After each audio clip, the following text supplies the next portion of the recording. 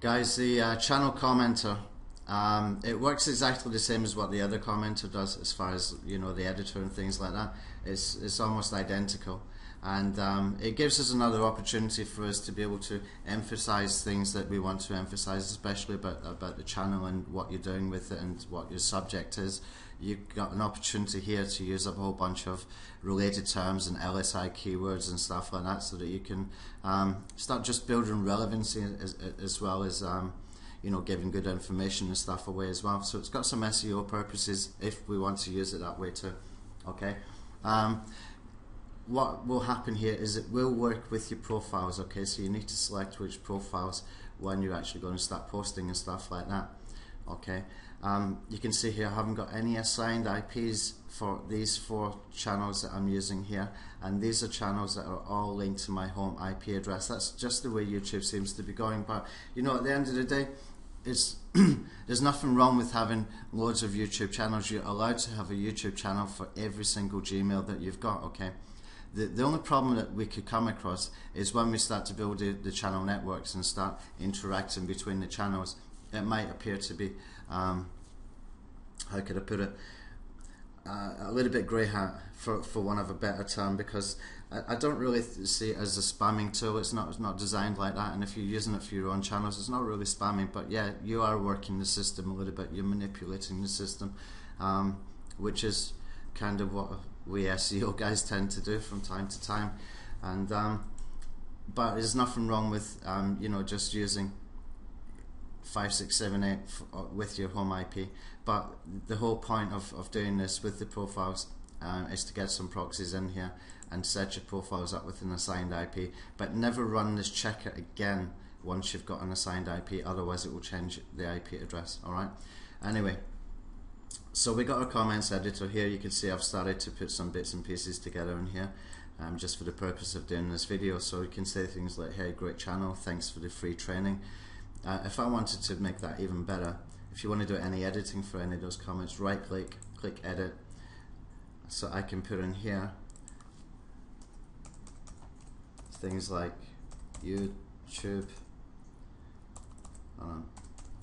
SEO training. So we've got a keyword in there like free YouTube SEO training, for example. That's one way we can use it. Whatever comment you've got ticked here is the one that's going to be coming from the channel moderator. So I'm writing here, you're welcome, make sure you subscribe for the latest updates. You see I've got a little typo on there, let's correct that.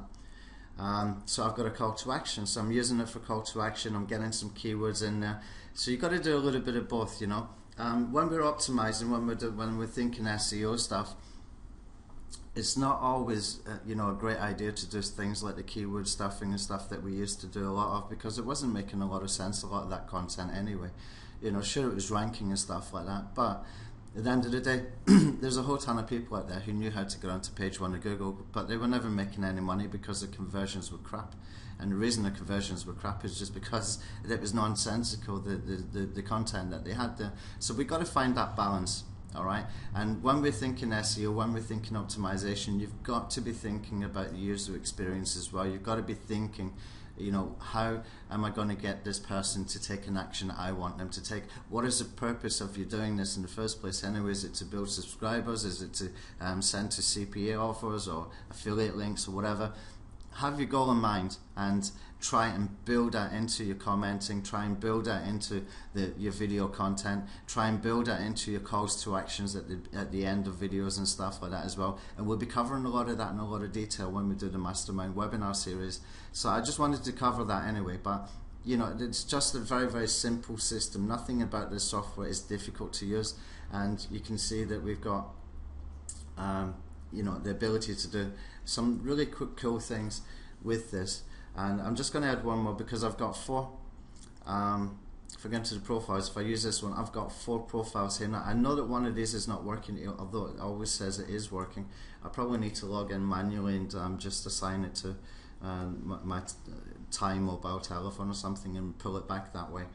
I probably got an unusual location message or something like that. So for now, I'm going to add just one more comment because I find that the commenters work best when you've got exact amount of comments with the exact amount of hold on a second.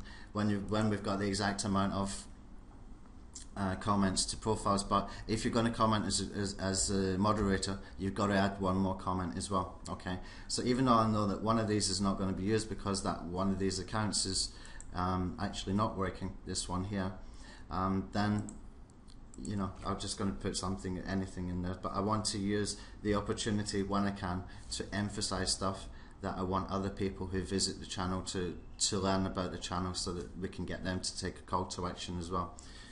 So we can write something like, just subscribed, thanks for the free SEO software. So again, I'm doing stuff to make people want to subscribe, to take an action that I want them to take, and that's all I really want them to do, is to subscribe. And once we've got them subscribed, when they go into that page in the channel, we can have calls to action in there as well. We probably have covered in Tube SEO Blueprint, but when I do a live campaign, you'll see me setting up a whole channel again, just one more time. I've got no problem repeating things because I tend to get the same questions asked several times, and sometimes it takes to repeat things quite a few times before people actually just grasp what you're trying to say to them, because for me it might be something that I'm familiar with, and for somebody who's new it might not be, so they might not be so familiar. So repeating it is not in any way meant to be derogatory or anything like that. I just want to make sure we get the message across. Okay, now if we can build all this into the wizards, as I mentioned before with the previous videos, then you know, we're taking awesome to a whole new level, and we'll be able to do stuff that is just on autopilot, and that will make things even better and even easier. Doesn't matter what your level of experience will be, but we're still always going to try and take care of the things that we want to take care of as far as best practices, about conversions, a little bit about SEO on here as well. But if we build an authority and we start to get all this interactivity with the social sharing and getting a few backlinks and internal backlinks from YouTube and stuff like that, then we're starting to build authority, and the page rank will grow as well. Okay, and when the page rank grows, that means we're going to be ranking higher as well. It just makes it easier to rank. Okay, so I'm just going to put one more comment in here.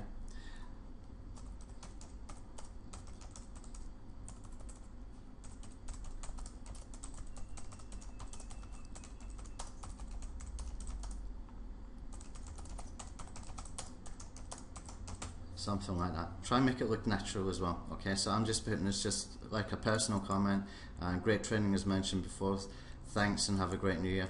That kind of thing can make things look a little bit more natural. Yeah, that kind of thing can make things look like there's real people using it, and that will help a lot. So we can put in a channel URL here. Let's take the same channel that we did for the increased views, since I've got the URL here. And you can see that's still working in the background there. It's still going to do that 15 minutes. So we're going to put this in here. We're going to choose the account profiles, which is Tube SEO. We're going to set the delay for 0 to 4 minutes.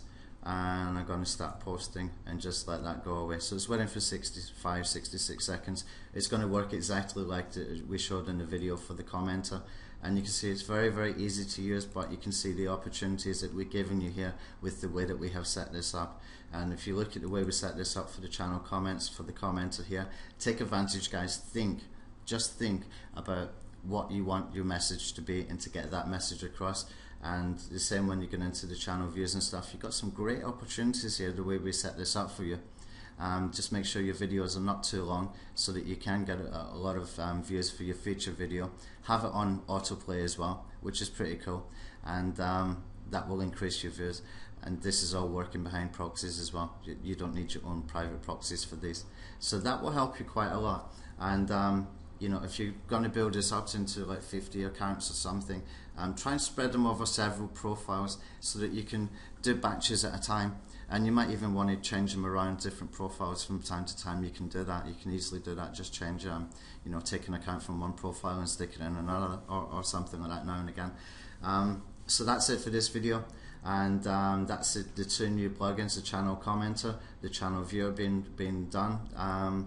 And we also did another video today about using the comments rating. So make sure you watch the new videos, and I'm repeating them in this video in case you haven't spotted the videos before, because we had a previous video about the comment rating, but that will be replaced now, so if I don't mention it you might not be aware of it. Okay, so that's it for now.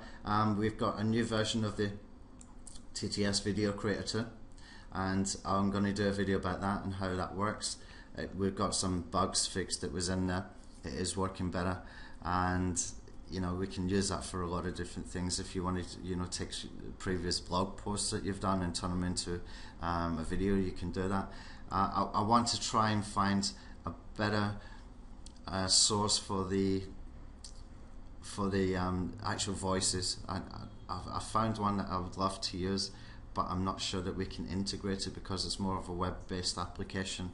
But if I can get a better source, or so anybody knows a better source for voices, for text-to-speech voices, please let me know, because we do want to improve wherever we can, okay? And it's for your benefit as well. Alright guys, thanks. I'll see you in the next video.